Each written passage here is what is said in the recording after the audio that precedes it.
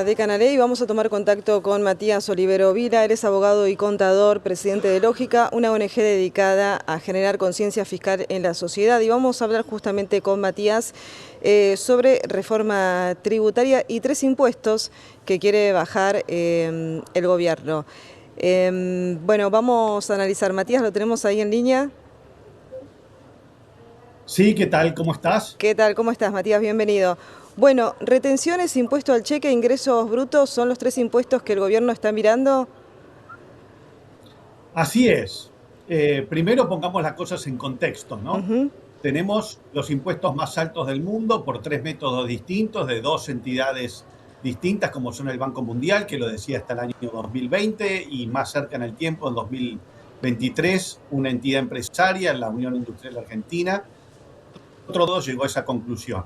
Y hay uno de los estudios muy interesantes donde se hace un estudio de 7 impuestos y en 6 la Argentina tiene los más gravosos. Con lo cual teníamos allí para elegir por cuáles empezar. El ministro de Economía ha mencionado exportaciones, digamos lo que es retenciones a la exportación. Segundo, impuesto al débito y crédito. Y después ingresos brutos, que recordemos, ingresos brutos es un impuesto provincial. Así que no depende exclusivamente de la nación, sino que depende de cada una de las provincias. Sí.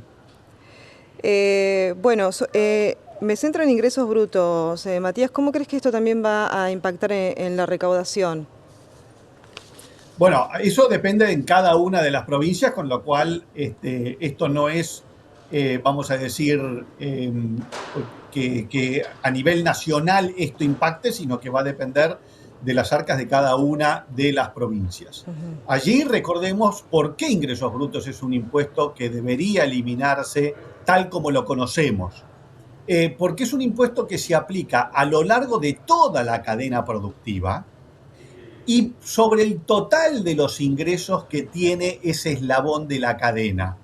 ¿Qué significa esto? Que no importa si tenés ganancias o no tenés ganancias, se paga igual. No importa tu valor agregado. Si vos le ponés, por ejemplo, si fuera el caso de estos alfajores que están de moda, que se le pone esta pizca de sal, y supongamos que hubiera un labor que lo único que hace es ponerle la pizca de sal al alfajor, bueno, ese eslabón tiene que pagar ingresos brutos sobre el total de sus ingresos, porque así es que funciona este impuesto.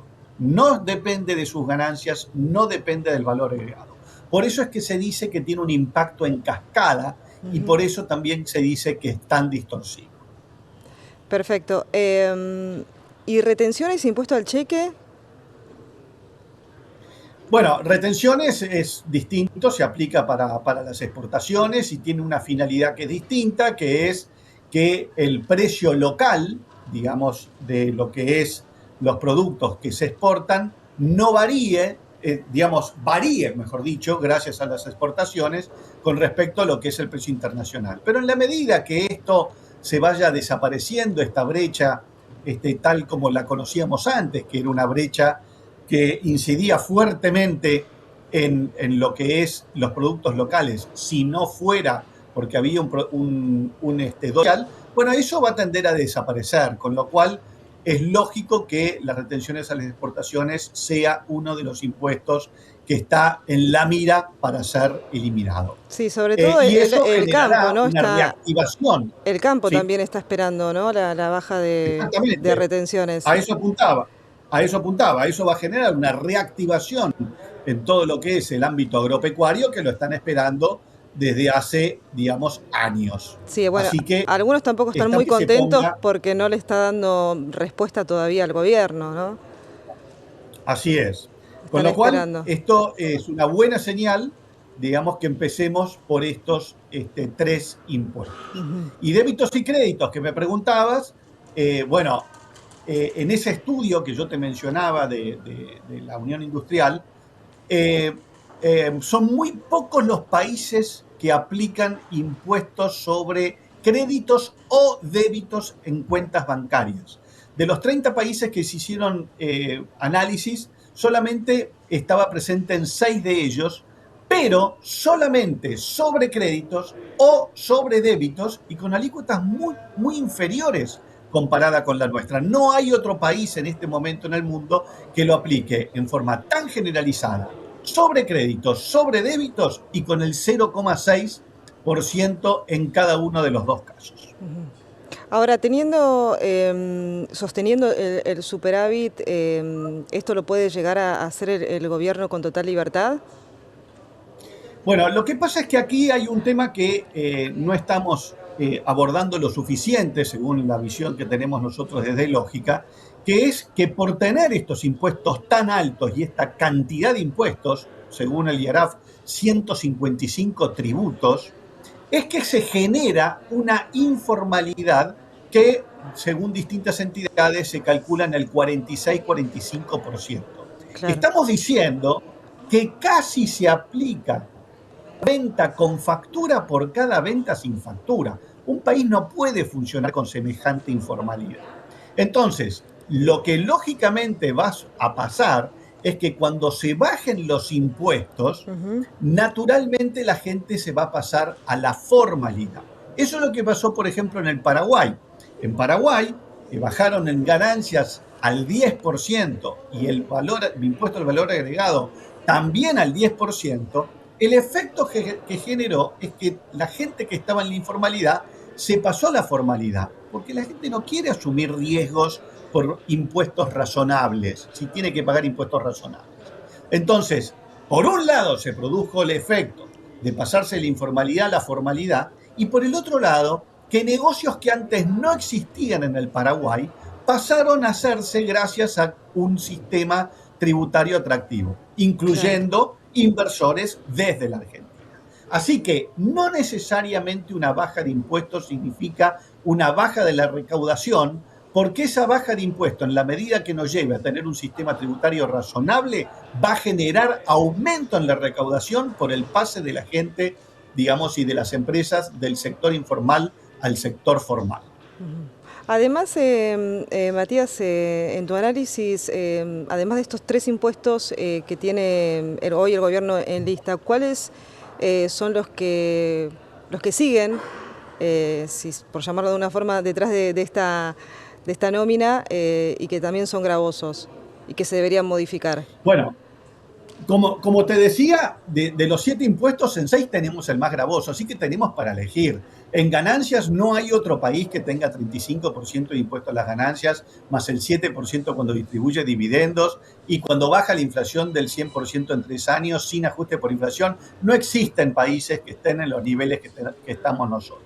Pero si te tuviera que elegir otro más, que antes era un impuesto que prácticamente era insignificante y ahora se está tornando muy pesado, son las tasas municipales.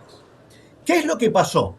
Lo que pasó fue que en el año 2021 se discutía allí, Liliana, si se iba a aplicar las tasas municipales sobre lo que es exclusivamente el costo del servicio o los ingresos totales del vendedor. Y cuando debió haber dicho lo primero la Corte Suprema, terminó diciendo lo segundo. Y de esa manera transformó las tasas municipales en otro ingreso bruto más. Y eso, por ejemplo, en el caso de Lanús, es el 6% sobre los ingresos totales del supermercado. Es decir, una enormidad comparado con lo que eran las tasas municipales una década o 2 décadas atrás, que era prácticamente insignificante. Así que cuidado con las tasas municipales, porque allí no solamente estamos lidiando con la voracidad fiscal de los municipios, de los intendentes, sino también de una venia, de una bendición que les ha hecho la Corte Suprema, que está muy equivocada. Sí, justamente, bueno, las tasas municipales, te iba a comentar que no generan tanta tranquilidad, ¿no? Sobre todo en el ámbito de las intendencias. Así es bien conocido que hace un par de meses atrás se dictó una resolución 267 por el Ministerio de Economía, por la Secretaría de Industria y Comercio, donde se dijo allí que no podían incluirse en las boletas de luz, de gas, de agua, tasas municipales ni otros cargos ajenos. Ahí desde Lógica, ONG dedicada a generar conciencia en lo fiscal, nos presentamos en una decena de causas judiciales para decir, señores, este sistema que se venía implementando hasta ahora de incluir tasas municipales y otros cargos en las boletas de luz, gas y agua, afectaban la conciencia ciudadana, porque la gente no tiene idea qué es impuesto, qué es un servicio público. Vos sabés que en una encuesta de Poliarquía se le preguntó a la gente cuál era el impuesto que más le dolía pagar, más le costaba pagar, y el 56% contestó que el impuesto que más le costaba pagar eran las boletas de luz, agua y electricidad. Es decir, la gente no sabe distinguir lo que es un impuesto de lo que es un servicio público. Claro. Bueno, Matías, muchas gracias.